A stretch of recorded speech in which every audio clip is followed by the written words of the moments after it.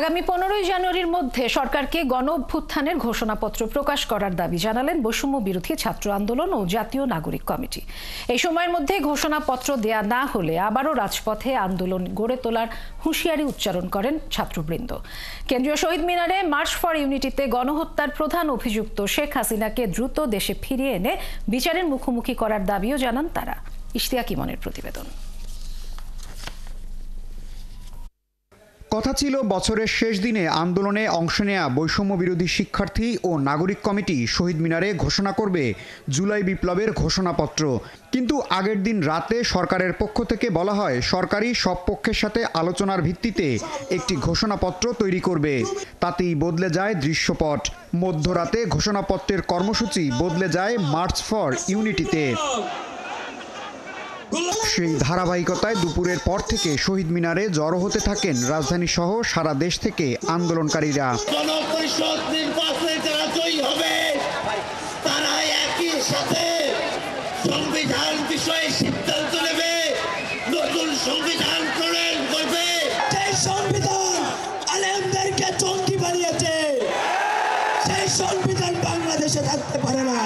অভ্যুত্থানের পর গণহত্যায় জড়িতদের দেশ ছাড়ার সুযোগ করে দেওয়ার সমালোচনার পাশাপাশি দ্রব্যমূল্য সহ বিভিন্ন ক্ষেত্রে শৃঙ্খলা না ফেরার সমালোচনা করেন তারা।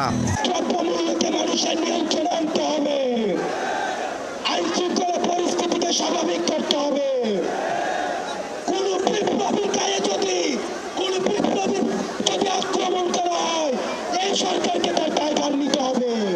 সরকারের পক্ষে জুলাই আন্দোলনের ঘোষণাপত্র তৈরির সিদ্ধান্তকে স্বাগত জানিয়ে 15 জানুয়ারির মধ্যে তা ঘোষণার দাবি করেন বক্তারা। তারা বলেন 47, 69, 71-এর মুক্তিযুদ্ধ, 90 এবং 24-এর গণঅভ্যুত্থানে মানুষের আত্মত্যাগের স্বীকৃতি থাকতে হবে এই ঘোষণায়।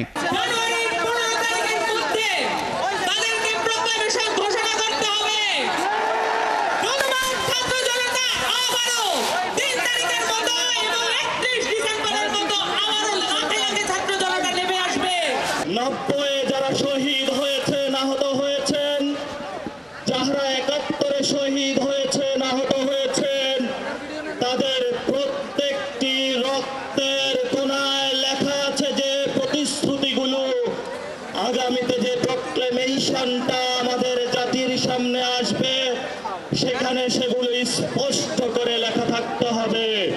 আমরা যদি লিখিতভাবে সেগুলো জাতির সামনে না পাই, এই 24-এর গণঅভ্যুত্থানের বাঘের বাচ্চা এবং বাঘিনীরা সেই প্রক্লেমেশন মেনে নেবে না।